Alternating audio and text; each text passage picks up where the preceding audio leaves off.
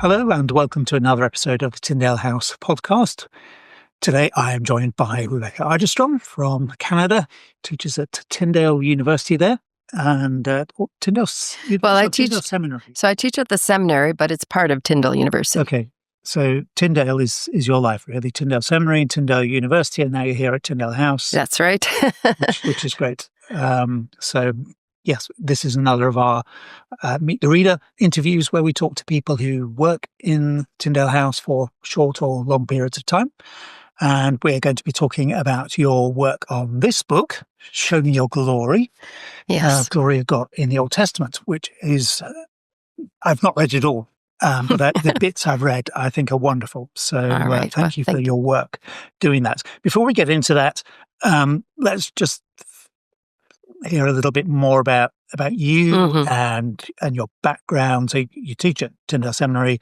What do you teach there? How did you come to be there? What was your journey into biblical scholarship? Right.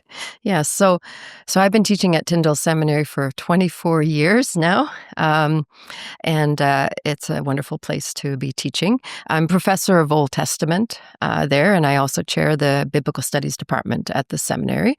I'm originally from Sweden, but our family moved to Canada when I was just turning 10. And so I, lived in Canada for a while. My family is very musical, so I thought I was going to study music when I went to university. But I ended up going to a Bible college initially, and I fell in love with studying the Bible. But I still was going to do music after that. And then a missionary came from Israel and encouraged just was telling us about Israel, and I thought, well, maybe I'll go to Israel for a gap year, and I went to the Hebrew University in Jerusalem, and that changed the direction of my life. I fell in love with biblical Hebrew, modern Hebrew, archaeology, history, and all of that, and so when I came back to Canada, I did another undergraduate degree in Jewish Studies and History, took more Hebrew, and that led to a master's in Old Testament at Wycliffe College and University of Toronto. And then I came to the UK to do my PhD in Old Testament at Sheffield University. And while I was there, I started coming to Tyndale House a long time ago now, in the early 90s. Yes. And and then when I came back to Tyndale House in 2007 and 2008, I actually spent a whole year here on sabbatical. And I got a second sabbatical in 2014 and 15. And then I just keep coming every summer until the pandemic happened, but I'm back now. But so it's just interesting how the Lord, just spending a year learning Hebrew, changed the direction of my life. And now I teach the Old Testament, and I love teaching the Old Testament. Brilliant. When you had that year here in 2007, that was the beginning of this? Yes, this was the beginning of Show Me Your Glory. And thankfully, I did not know it was going to take me 15 years to complete the book, because I don't think I would have started if I had known that. But God had different plans, and I finally persevered, and it was published in 2023. And it won a book award this year, so that was very exciting. Yeah, congratulations on that. Yeah. What was the award?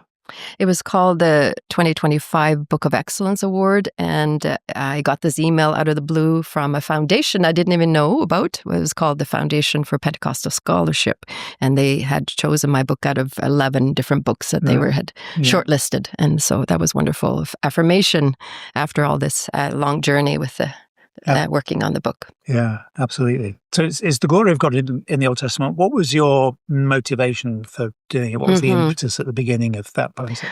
Yeah, so it partly came out of my teaching at Tyndale Seminary because I teach the book of Isaiah, I teach the book of Ezekiel, I teach Psalms, and of course I teach Introduction to the Old Testament, where you're in the Pentateuch quite a bit.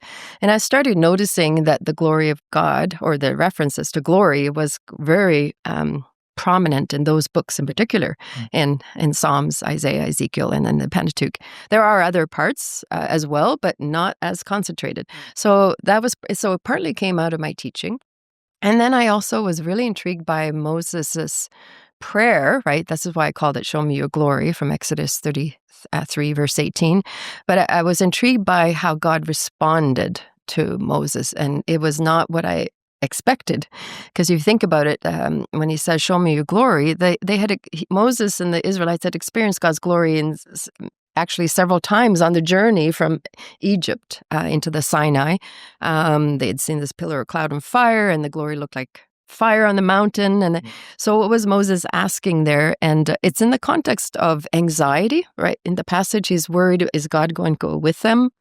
Particularly after the golden calf debacle in chapter 32.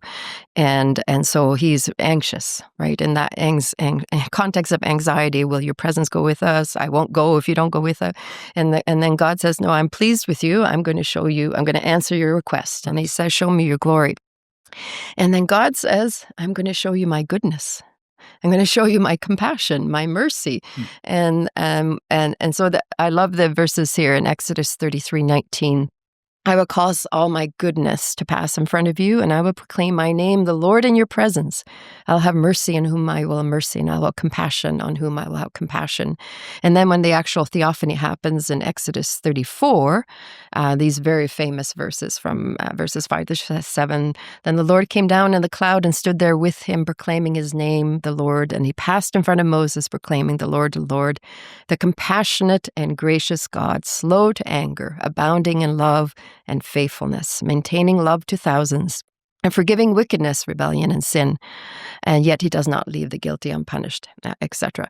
But what's interesting is what surprised me, and why I started this journey, was that the glory of God revealed to Moses there was more than just a spectacular theophanic kind of, fire and cloud, but I'm going to reveal my character.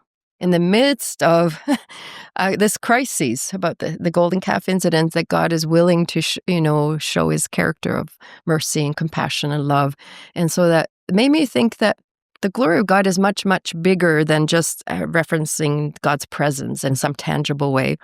But it also involves a revelation of his glorious name and his character to his people. And so that began a journey of wanting to explore this topic more. Yeah.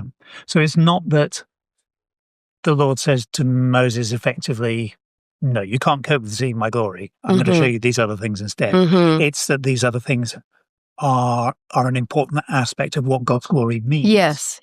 Yeah, that's my argument, because and it's also actually identifying God with his glory. Like, I'm going to pass and cause my glory to pass by, and then he says, I'm going to cause my goodness to pass by, and then says, I'm going to pass by. Right? This conflating, putting them together about goodness and glory and God's presence. And so that. So in other words, the meaning of glory is expanded to include his character. It was always there, but it's being revealed to Moses in a particular way in the context of anxiety. Yeah.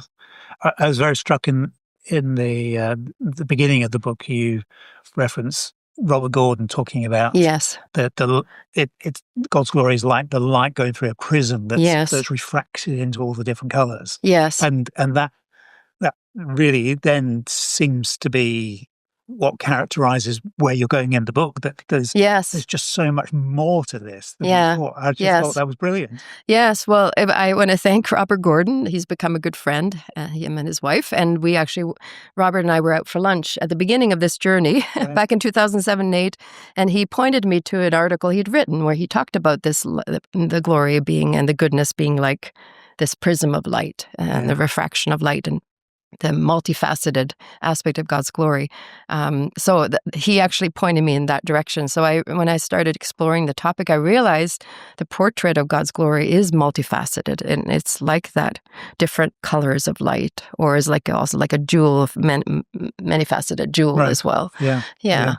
It's made me realize that if somebody says, what does the Lord's glory mean? I would always think in terms of some demonstration of majesty and power. It's the which it fire is, and the smoke, yes, and the voice from the mountain and those kinds of things. That's what I think of as the glory, or the cloud filling the temple and the tabernacle. But it's so much more. So much more. Yes. Yeah, so that's what took me on this journey, discovering that God's glory is revealed in when he's saving his people, like coming out of the Exodus, but it's also in judgment, because of God's holiness, and so that as well. And then a surprise was Exodus 16, where the giving of the manna and the quail. And in Exodus 16, verse 6, it mentions, that I'm going to show you my glory in that context. And so it made me realize that God's glory is also revealed in his tangible provision for his people. And then if you think about it, the same, you could argue when we're praying the Lord's Prayer, give us our daily bread, we see God's provision, that God's glory is revealed in how he provides. And I was then thinking about Jesus and the wedding at Cana, right? He provides the wine for the wedding, and it says this is the first sign of revealing God's glory. The Gospel of John is full of signs, but it actually, in the provision of providing for that couple and for that wedding, again, God's glory is revealed. So it made me realize it's much bigger than, just as you described, a theophanic kind of powerful manifestation of his presence.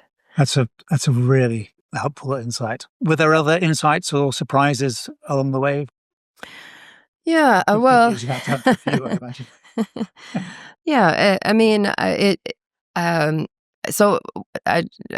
my approach to the book, first of all, was to look at all the various glory texts within their context, because I realize what the glory of God means, because we talk a lot about God's glory, but I sometimes wonder if we really know what we mean by that, or we think about one thing about, but if we're looking at it in the context of Scripture, and of course, meaning is derived from context in how we communicate in language. So it made me realize that in each passage, the meaning might be slightly different. The nuance might be different. And I also realized it's not just enough just to look at the lexicon, look up every word for kavod or the glory, the main term, or synonyms, but there's also imagery, associated with divine kingship and being a judge and things like that, as well as all the storm theophanies and meteorological phenomena that's associated as well. So then I also saw that themes are connected. Like you got the redemption theme and glory, and then you got judgment theme and glory. And then you also have the notion of declaring the glory of God among the nations. So there's a kind of a missional aspect of proclaiming who God is to the world, which also was both in Psalm 96, verse 3, but also at the end of Isaiah, you have people going out to proclaim the glory and bringing them to Zion so they will see my glory. And all the nations and tongues and languages are coming. So, yeah. I think one of the places in Scripture where I think I've most reflected on God's glory is in Ezekiel. And maybe we should come back to Ezekiel later in the conversation, but just in terms of what you're saying, the missional aspect, we have the very spectacular visions of God's glory that Ezekiel has, and there's a concern for God's glory that goes right through the book. Yes. And there's also this idea of, then you will know that I'm the Lord. Yes. And then, and the honor of God's name, that all seems to be connected in with God's glory. And there's a missional aspect to that too, it seems to me. Yeah, Christopher Wright has written a commentary on Ezekiel. And of course, he looks at it through a missional framework as well. Yeah.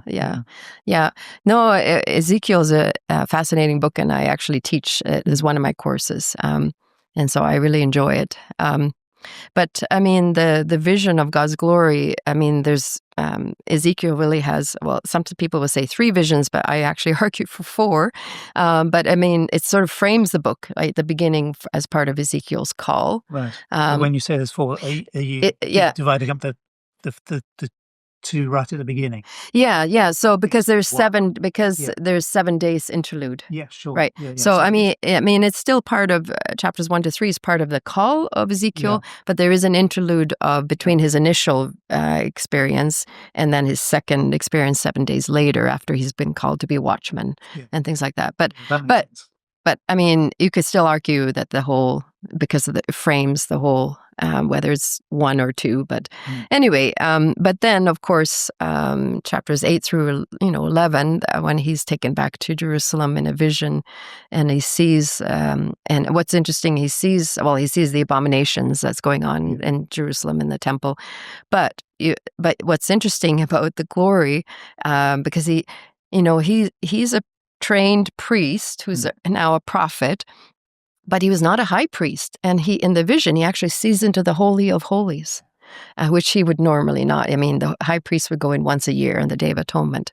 But he, in his vision, sees the glory of the Lord slowly departing, almost reluctantly departing from the temple over those 3 chapters. And that, in its sense, is like God's removing his divine protection because of the abominations that's going on before the Babylonians come to destroy Jerusalem. But what's interesting there is that the glory moves to the eastern mountain, but I argue in my book that it really continues in the vision for him. Comes into exile. I mean, that's one of the amazing things. The book starts with him seeing the glory of God in exile. And so it challenges this view that God is just contained in the temple in Jerusalem, because the temple is still standing right now at this point. And here he is experiencing the glory of God coming into exile. It becomes a word of encouragement, because his ministry is going to be difficult. They're going to be rebellious people that he's speaking to. But then you have this beautiful text in chapter 11:16, where he says, I'm going to be a sanctuary among you. So it's like this portable sanctuary is coming to exile to be with them. The 8 to 11 are both devastating and wonderful because of that promise of I will be a sanctuary. And knowing that he's already seen this, the Lord's mobile chariot throne. That's right. Actually there. And it's am I right in remembering that it's actually only in that 8 to 11 where he recognizes that the living creatures are that they're cherubim. He doesn't name them, does he, at the beginning? No. He describes them. And but he does name them there. Now I've seen where they've come from. I know what they are. Yes, he does identify them as cherubim there. Yeah. And then the third vision comes at the end of Ezekiel, where in his eschatological vision of New Jerusalem, New Temple. Which is, it does get a little bit hard going. It's measuring everything. Right. And I have to concede that, and I'm passionate about Ezekiel. But, so what's going on? So what's interesting is chapters 43 and 44 speak of the glory of God returning to the temple, and what's interesting, it happens very quickly. It's almost like God being eager to come back to his temple. But it's very important to note that it's in context of purification. Even if you look at the final verses of chapter 39, before you get to the vision, is this promise of changing a stony heart to a heart of flesh, and that God's going to save the people, and the Spirit of God is going to be upon the people. So there's a sense of preparation, and but now with the vision of this rebuilt temple where God returns. And a notion of him being enthroned as king and all of that. But what's interesting in that picture, because Ezekiel makes the connection to the earlier visions, he says it's like the earlier visions that he's had. But he also points out that the whole earth lights up, uses the word no God, which is used earlier. It's this word radiance, bright, very brilliant light.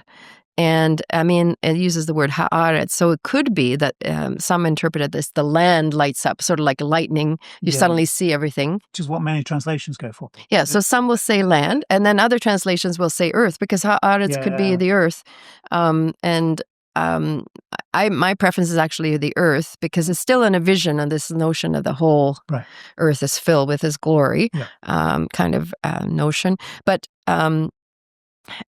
but also that vision is full of sound as well. You hear the kind of rushing water sound that he's heard earlier. So, I mean, each vision is full of movement and sound. It's not just visual. But what's also interesting is if you're looking at the final chapters of Ezekiel, you have the beautiful chapter 47 with the river of life trickling out of the throne room. But this is after the glory of God has filled the throne room. So now the source of God's presence is now, growing. This becomes bigger and bigger, transforms the Dead Sea into a lake you can go fishing in, right? There's fish teeming with fish, and this healing of the land. And it's because of God's glory and presence has returned. And then, of course, the naming of the city is now the Lord is there. Adonai Shammah, right? Yeah. The Lord is there. And so, again, emphasizing God's dwelling presence, right, among his people, the restoration, salvation. It's a beautiful picture. Yes. Yeah. Oh, it is. Absolutely. Yeah. Mm-hmm. But jumping into Ezekiel, because I can't stay out of it. We kind of jumped ahead a little bit, haven't we? Yes. But that does kind of remind me that one of the key things in terms of glory is that the glory filling the tabernacle and the temple. Mm-hmm. There, the glory returns to the temple. But we've already seen that filling, haven't we? At the end of Exodus, and then when Solomon dedicates the temple, and so the temple has been the dwelling place of God because the glory has filled it. That's really important in thinking of the people, isn't it? Yes. Through the generation. Yes. Yeah, because when it happens, it's a visible sign that God has taken up residence. I mean, of course, God has not confined the temple. Obviously, his presence fills everything, but he's chosen to reveal himself in a particular way in a certain place. Yeah. Right, and so this notion that God is taking, that He is there. This is why they go to temple to worship. There's a way to encounter God in the place where the temple is, but it's also a notion with the glory filling the temple and the tabernacle. There's a notion of sanctification, of making it holy. That's how you see it in Exodus 29, the sanctification of both the altar and the priests, and then later on the temple, because God is holy. Yeah. So, and what's interesting about, if we just want quickly to say something about Ezekiel again, those final chapters in Ezekiel, the word kadosh, or the word that's related to holiness, and also the verb, I think it occurs 99 times in the book of Ezekiel, right. But in the final 9 chapters, 40 to 48, I think it's 66 or something. I got this from Rebecca Hill, has written a book on glory and holiness in the book of Ezekiel. Right. So she does a really good, wonderful study on that. But it's just interesting because it brings together the holiness of God and the glory of God in those chapters, but also with the temple, right? The holy presence of God in the temple, it needs to be sanctified, and the people and the priests and all who serve there also need to be holy as God is holy. Yeah. After the exile, when the temple is rebuilt, there's no reference to the glory filling the temple, the second temple. Is that what do you think? All right. Well, I actually have an excursion. Did you read my excursion? I saw that it was there at the end of. I glanced at it, but I didn't read it properly. Right. Okay. Yeah. Okay. So I had an excursion on the question: did the glory of God return to the temple after they rebuilt the temple in the Persian period, the post-exilic period? And the reason I wrote that section is Mark Boda, who was a colleague at McMaster Divinity College, was asking me, so did the glory of God return after exile? And so it made me start exploring that. And what's interesting, and Mark Boda, I have to give credit to him because he pointed to Graham Davis, argues that God's glory does return. Okay. And he pointed to Matthew's gospel. I was actually reading this morning in Matthew 23, where Jesus talks about swearing by the temple and the one who resides in it. Uh-huh. So Jesus says that discussing swearing by the temple and the one who resides in it, it's very interesting. I mean, just thinking about what did he mean by that? Does it mean that God's presence is residing there? So it made me explore more closely Haggai, and the rebuilding and the mandatory that you need to rebuild, they were not doing it, they should, and and I'm going to fill it with my glory, and I'm going to consecrate it.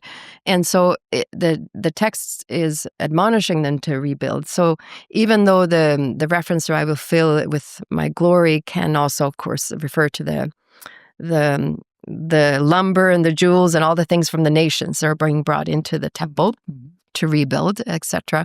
But it can also be a reference to that. If I'm, pleased with this, that I would fill it with my presence and glory. And Zechariah also seems to imply this as well. So there are some passages that in both Haggai and Zechariah that seems to imply that it would happen.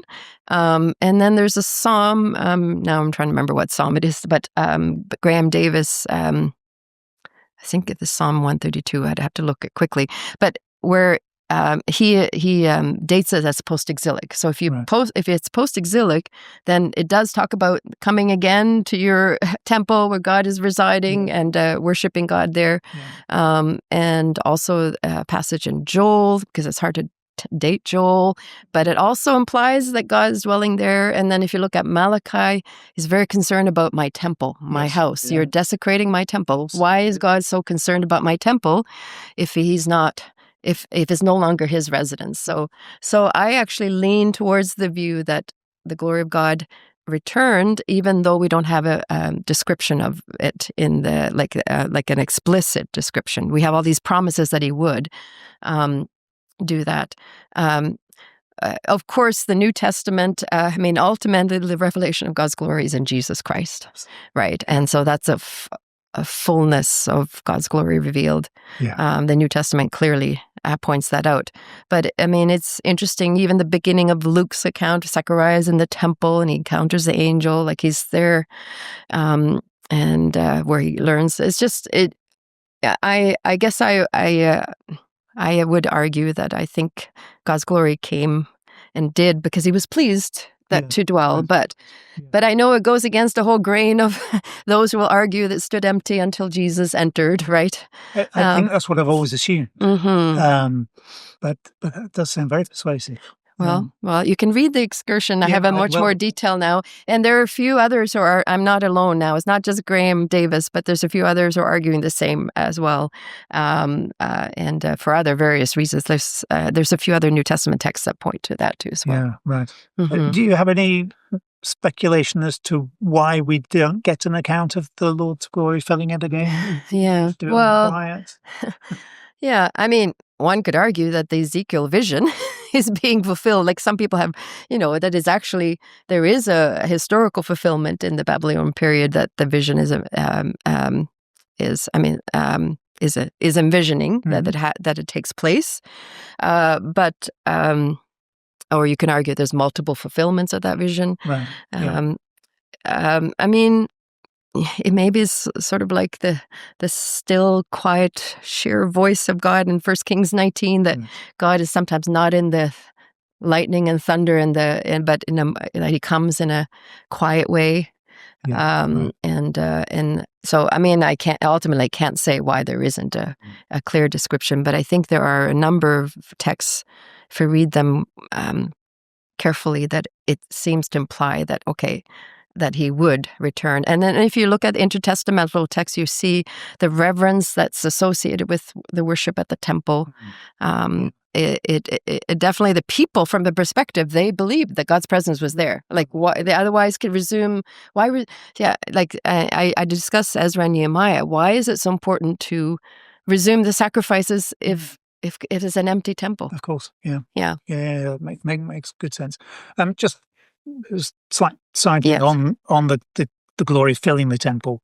People often talk about it as the Shekinah glory, the Shekinah. Yes. That's not a biblical term, is it? Yes. That's a later term. That's right. So I actually have a little excursus on that too, because I grew up in a church context where everybody talked about Shekinah glory.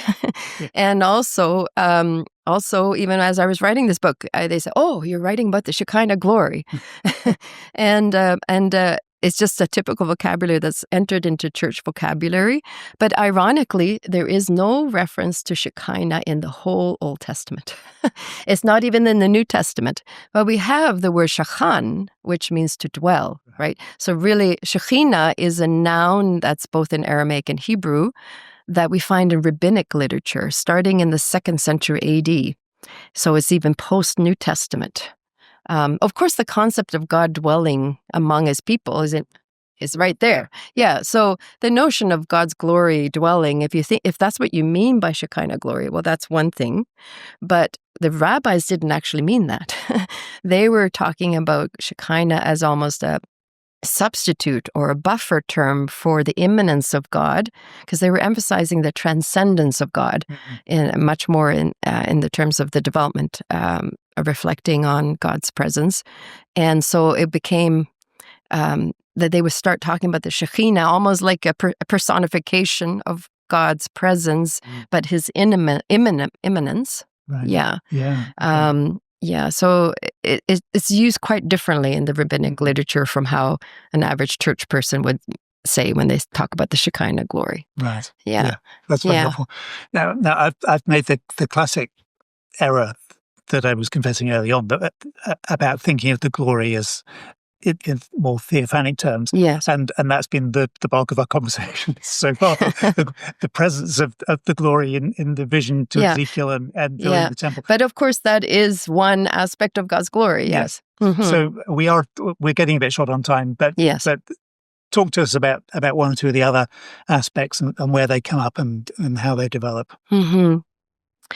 Yeah, well, one of them, of course, is that God's glory is revealed in his creation, right? The heavens are declaring the glory of God, Psalm 19, a classic one. But what's also interesting is Isaiah 6, verse 3, in the doxological, holy, holy, holy is the Lord of hosts. The whole earth is full of his glory. But what's interesting, when I was studying that text closely, it can also be translated in a different way. It can be translated as the fullness of all the earth is his glory. Oh, because it's the melo.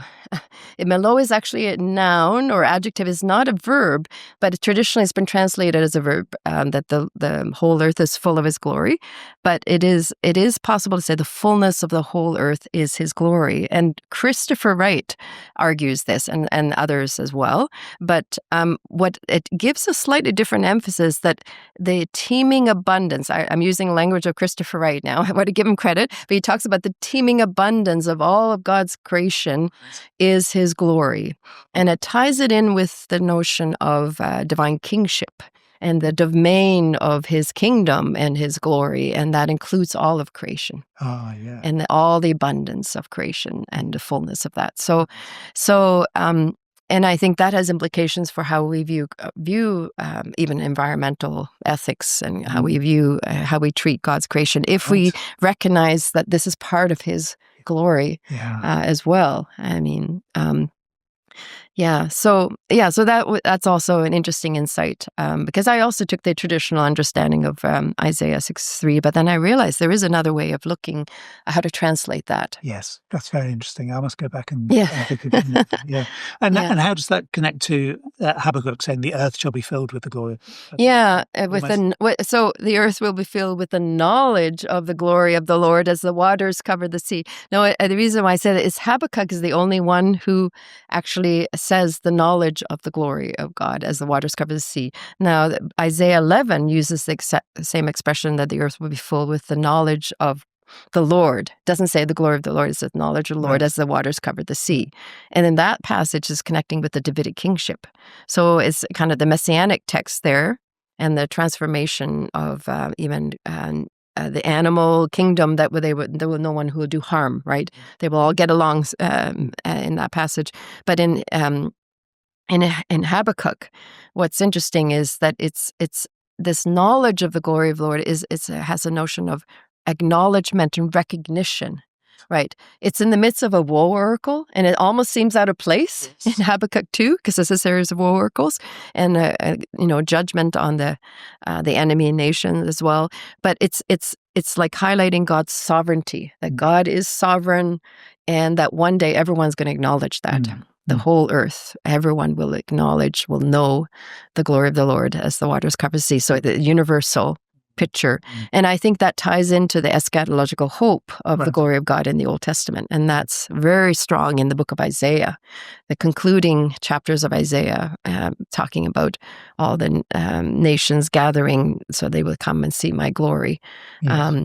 And so there again, and then, the glory of the Lord shall be revealed and all flesh shall see it together. Isaiah 40, another classic text that's quoted in the New Testament. But this notion of that one day there will be, every knee will bow and every tongue will confess, right? There's acknowledgement to who God is. He's sovereign.